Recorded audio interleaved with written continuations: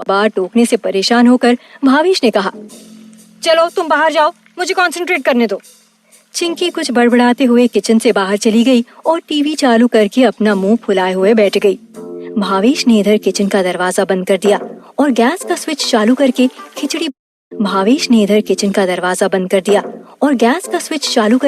खिचड़ी बनानी शुरू कर दी। अपने दिमाग में भरी नॉलेज के साथ भावेश के हाथ ऐसे चल रहे थे जैसे वो किसी बड़े से होटल का कुक हो। जल्दी ही काफी तेज खुशबू पूरे घर में फैल चुकी थी।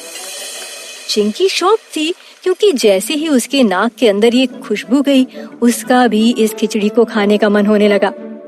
किचन में आते से ही उसने अपने भाई से कहा, खुशबू तो अच्छी है, लेकिन क्या पता तुमने खिचड़ी कैसी बनाई होगी।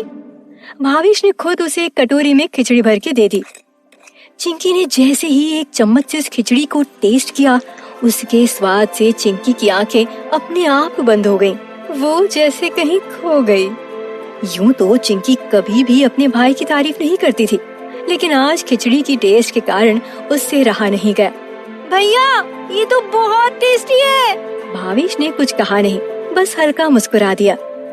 अब की बार उसने खुद अपने हाथों से बनाई हुई खिचड़ी को चखा।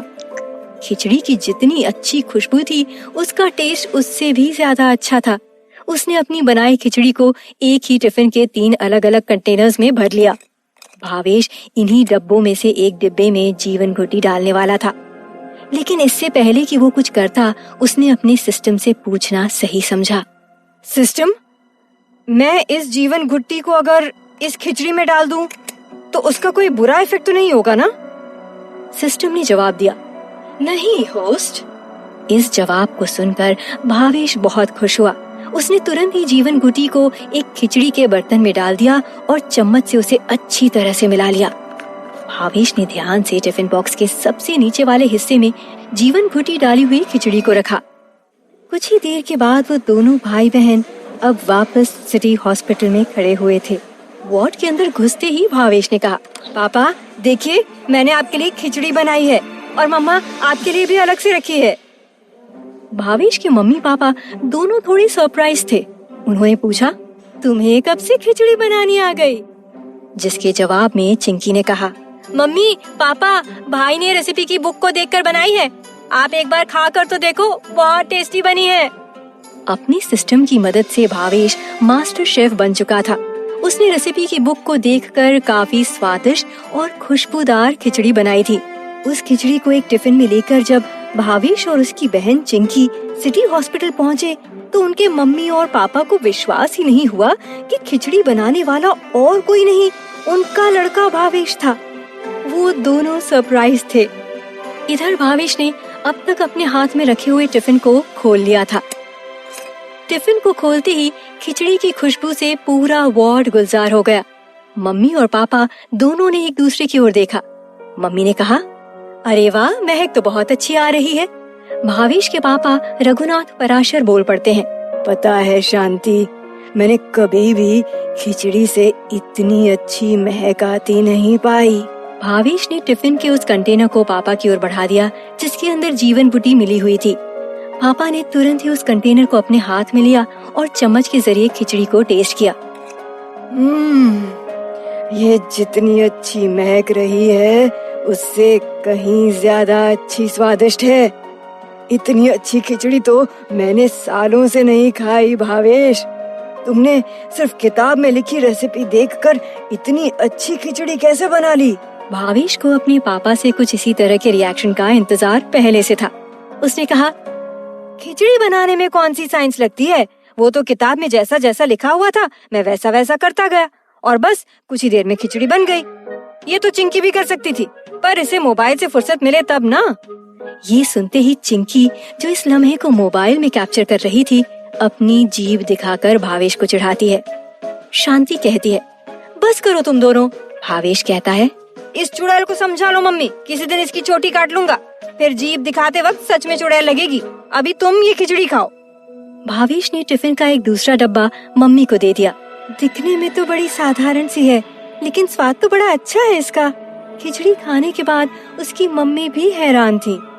भावेश को पता नहीं था कि खिचड़ी में डली हुई जीवन घुटी को असर करने में कितना टाइम लगेगा। इसलिए उसने अपने पापा से पूछा, पापा कुछ फील हो रहा है?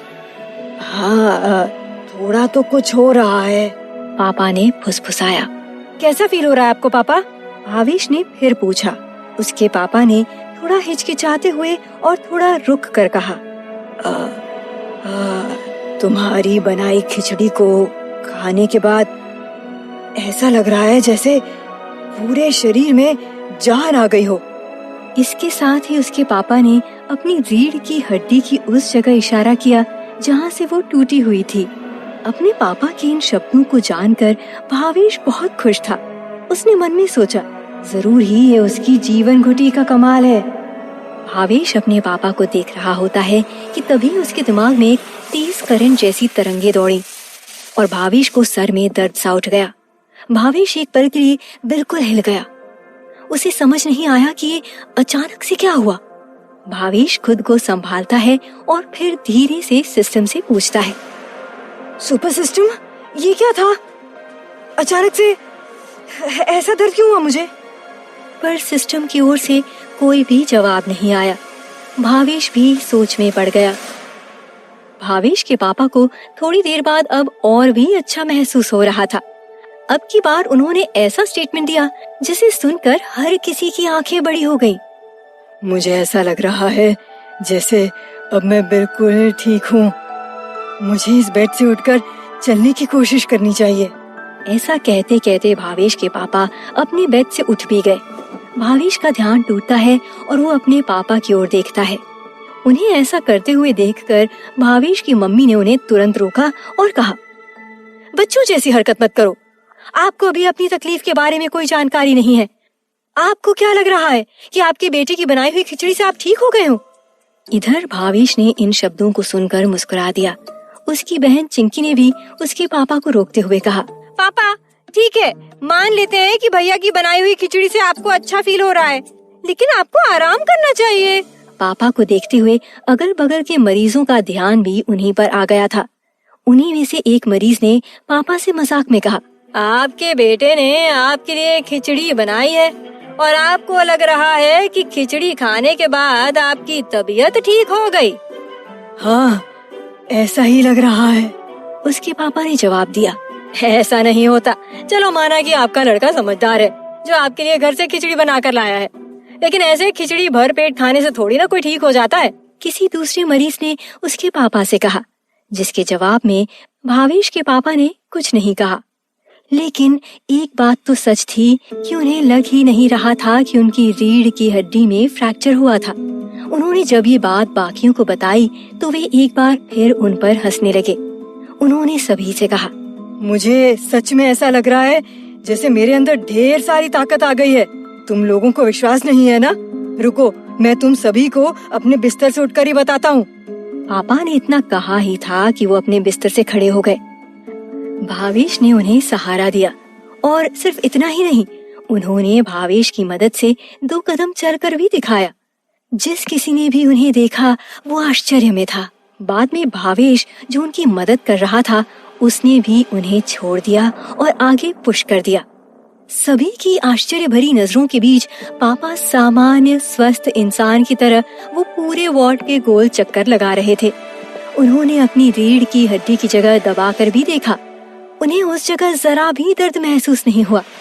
उस वार्ड के सभी लोग हक्के पक्के थे। आप झूठ बोल रहे हैं ना? एक मरीज ने उनसे पूछा। नहीं तो, भावेश के पापा ने जवाब दिया। हे भगवान, क्या सच में खिचड़ी खाने से आप ठीक हो गए हो? किसी दूसरे मरीज ने आश्चर्य से कहा। वार्ड में हर कोई शख्स सरप्राइज था।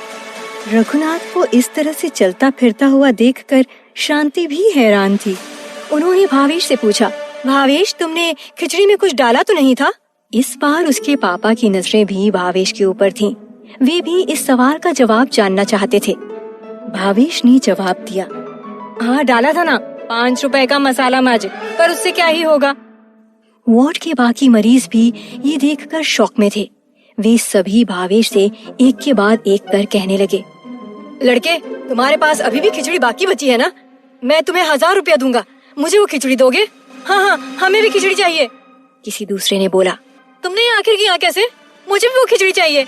किसी तीसरे ने कहा, अगर इस खिचड़ी को बेच रहे हो तो मैं इसे 5,000 में खरीदने को तैयार हूँ। सभी मरीजों के बीच खिचड़ी को पा लेने की होड़ मची हुई थी। इधर भावेश ने एक शब्द भी नहीं कहा, जबकि वार्ड के कुछ मरीजों ने आपस में लड़ाई करनी भी शुरू कर दी थी। हालात को बिगड़ता हुआ देख उसने कहा, चलो भी आप लोग खुद ही सोच कर देखो कि एक साधारण सी खिचड़ी कैसे किसी को तुरंत ठीक कर सकती है। ये एक सिंपल सी खिचड़ी है जो अक्सर बीमार होने पर खाई जाती है।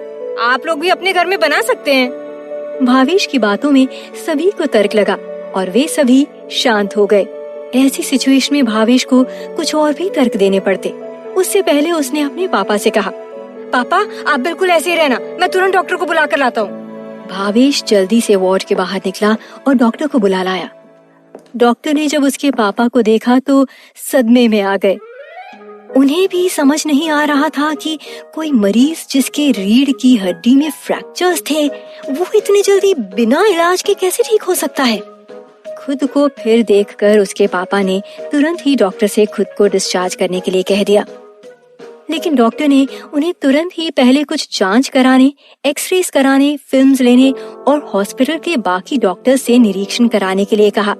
भावेश भी उनके साथ तुरंत अग्री हो गया। उसे ये रियलाइज हो गया था कि उसे जीवन घुटी को पूरा का पूरा नहीं डालना चाहिए था। इसीलिए भावेश ने अपने मन में निश्चय किया कि सिस्टम की बनाए किसी भी चीज का इस्तेमाल आगे से वो सही मात्रा में ही करेगा। कुछ ही देर में उसके पापा के कहने पर भावेश और चिंकी दोनों को एक बार फिर घर जाना पड़ा और उसकी मम्मी वहीं उनके साथ उनकी देखभाल के लिए रुक गईं। जाने से पहले भावेश ने अपना लंच ले जाना नहीं भूला। वो इस हॉस्पिटल में अपना लंच भूल जाने की गलती नहीं कर सकता था। वो नहीं चाहता था कि किसी को भी जीवन घुटी के बारे में थोड़ा सा भी पता चले। भावेश और चिंकी हॉस्पिटल के आईसीयू से गुजर रहे थे कि तभी भावेश को वैसा ही दर्द फिर उठा। फिर एक तेज बिजली की तरह उसके सर में दौड़ी और वो वहीं बेंच पर बैठ गया। भावेश के चेहरे पर अचानक से परेशानी देख उसकी बहन ने उससे पूछा, भैया क्या हुआ, तुम ठीक तो हो? भावेश को कुछ समझ नहीं आया कि वो क्या था, किस तरह का दर्द हो रहा था।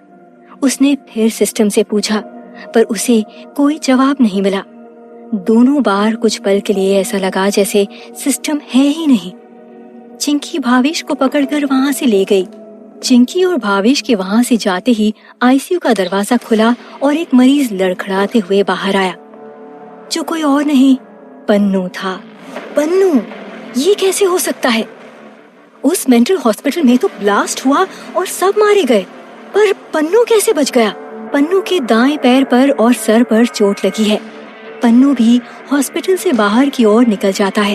क्या भावेश को वो तेज बिजली की तरह वाला दर्द पन्नू की वजह से हुआ?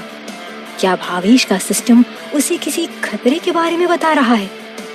पन्नू आखिर क्या है और वो इतने बड़ी ब्लास्ट से कैसे बच गया?